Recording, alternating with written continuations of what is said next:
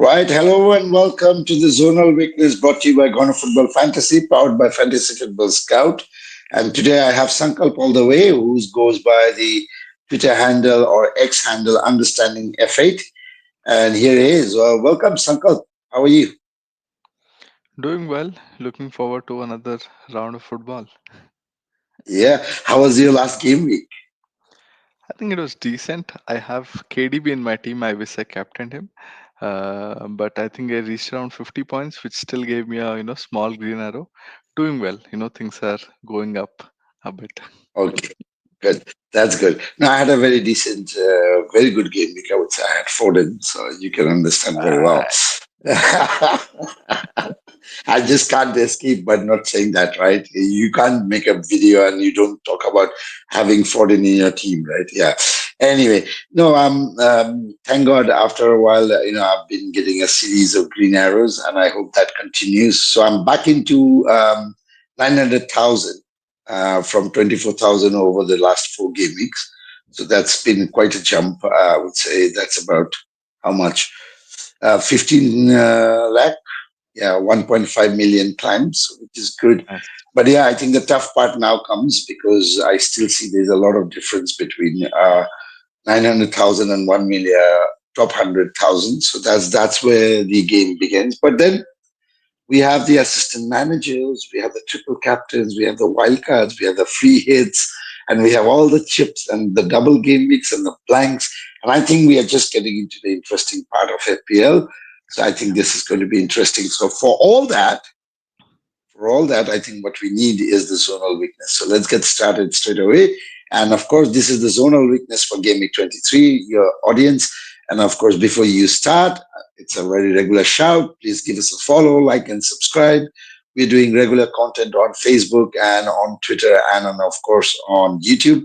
So don't miss us. And all the stats that you see, including the zonal data, are taken from the Fantasy Football Scout members area. If you're interested in the membership, please click in the link in the description below.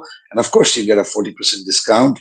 And then you have access to all the data, but all the interesting and super analytical articles from some of the best in the business. Yeah.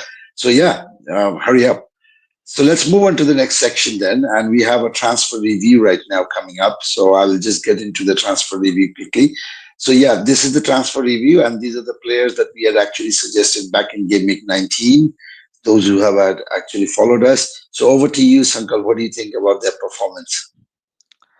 Yeah, I think Forden has been a super duper hit for sure, right? And I know he's the reason that you are beaming nowadays. I think last 2 weeks has been really good, and it seems like he's turning around his season. Sar has been a strong disappointment for us, right? I think he got into the end of opportunities, but somehow it has not clicked, right? That final bit was missing for him. Iwobi has done well, I would say, especially West Ham game. I think was superb. Even the other games, I think Ipswich, Leicester, he did well. He played well. It's just matter of luck, right? A bit of hit and miss, but Forden, what a transfer review. Right. So today, when we are going to look into the transfer suggestions later on in those short 1 minute videos, perhaps you could touch upon some of the players that who could be ideal replacement for IOB and SAR when we look into that. But yeah, that will come in the shorts. So audience, do look out for the shorts. And here is the slide for the zonal weakness for Game Week 23. I see a bit of green and see a bit of snow. I see a bit of forest. Yeah, not Nottingham Forest, of course, but yeah, over to you, Sankar. Perfect. And I think the season has just begun for Darwin Nunes owners, right? What a fantastic way to come in and change the match. And he's there at the top of zonal weakness recommendations, right? Going away to Ipswich, I think Nunes is first. Sobo has been involved a bit in the goals, and he's also there, right? I think the left and the right flank is a bit more lighted up. So you have Hakpo, you have Diaz, either of who starts there. The left flank is there, but they are Salah and Trent, right? So what can we say? Yeah. Similarly, if you look at Newcastle now, right, they're at home to Southampton, and you do expect a lot of points. Generally, they have been on form, except the last match, which was a sudden upset. but both Isaac and Gordon, which are hugely popular FPL assets, are there, in second and third places respectively, including Hall. So I think it can be a good week for FPL managers who have these Newcastle assets for sure. Right. Next up, we have a team who is turning around things quite a bit over the last 5 6 weeks. Slowly and slowly. Crystal Palace has been doing well. Mateta has been such a game changer for anyone who's gone for a few weeks back, because he's consistently giving us points now. Uh, so Mateta is third in as per the zonal weakness. Eze is second. I would ideally look at the star, attacker Eze, but Mitchell is there as well, and he goes a bit more forward at times. But of course, Munoz is Munoz, right? So Munoz, you can see, is right up the top. Ismail Sarr is also first choice. I think joined with Nunes. So this can be a very interesting week for Palace, who are away to Brentford.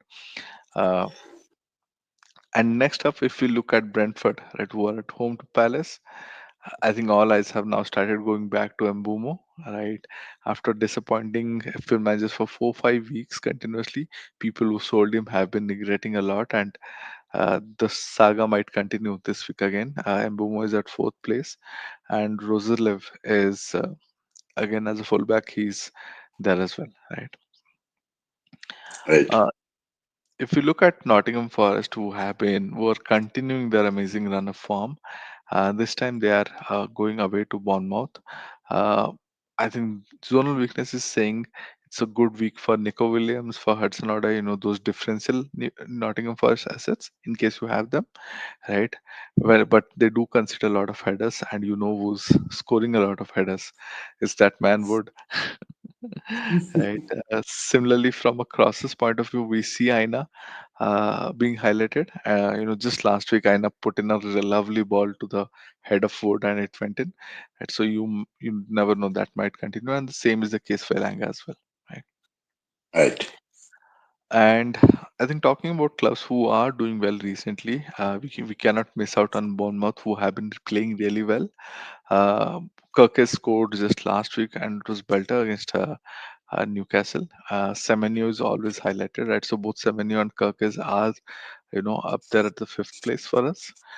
Similarly, if you look at headers considered, Forest to consider a lot of headers as well, right? So, interestingly, it won't be easy for them to. And you have the cheap defender, but I think he's doing so well nowadays because Bournemouth are a good defensive team. Hujisen is there from a headers point of view, right? Similarly, if you look at crosses as well, both Kirkes, Brooks, and Adams, all these players are there. So uh, Nottingham Forest are playing really well. I think they are good defensively, but they do consider a lot of opportunities from either flanks, crosses, and they do consider a lot of headers. So we have to see whether we still get those sales points or sales clean sheet points, or maybe this is not that week. Um, Next up, I think it's the match of the week.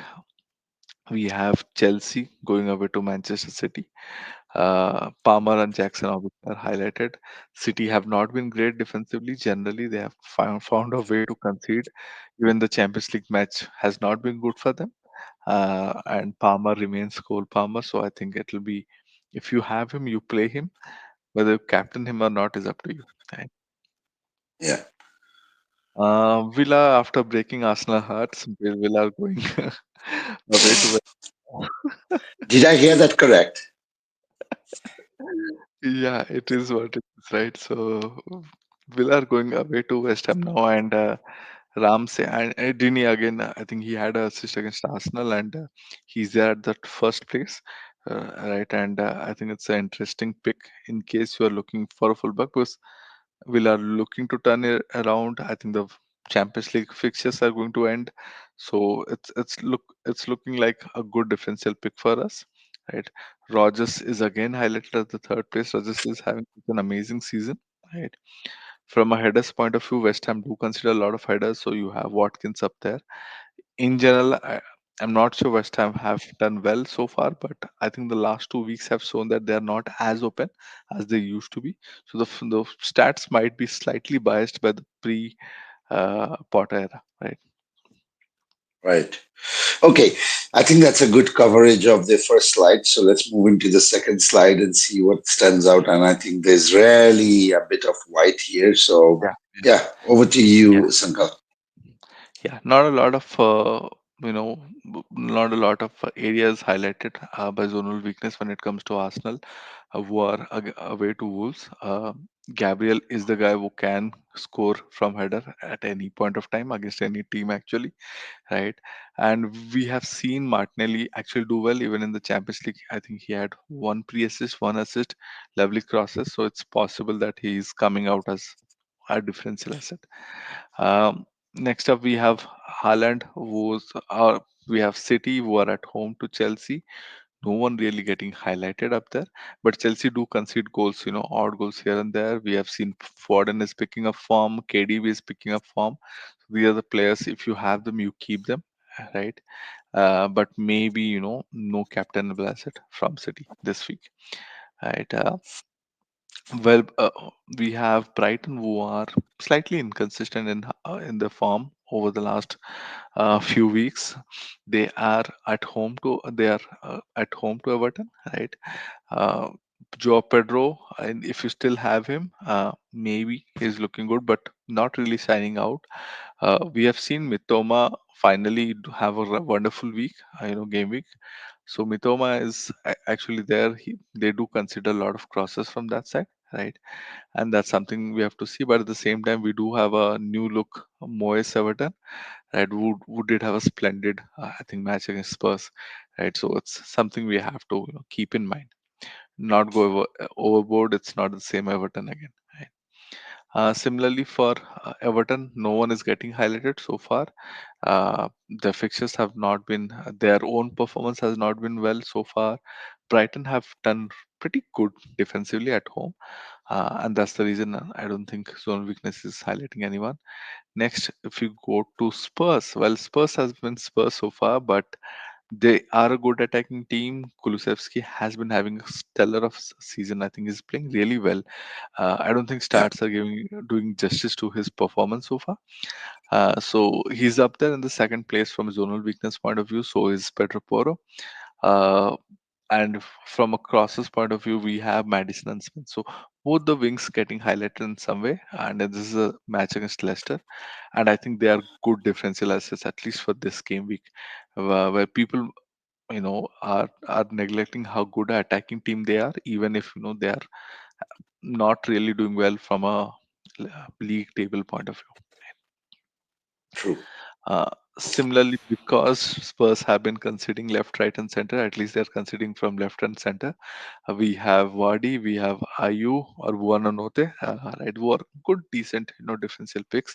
I think Buonanotte is a nice fifth midfielder choice. When he starts regularly. Uh, and for this week, we also have them up in the crosses as well. Spurs to consider a lot of headers, and you know where there are headers from Leicester, there is a Jamie Vardy, right? Um, Next up, we have United. United having a bit of topsy turvy from a form point of view, and Fulham have actually played well at home. I think over the entire half a season so far. So no one getting highlighted from United. If you have them, you play them is what I would say. But again, uh, not a capital switch at all, right? And same is the case for Fulham assets as well. While they do generally, I think, do well in attack, but United have shown some semblance of good defense when Onana is on form, is in a good mood, right?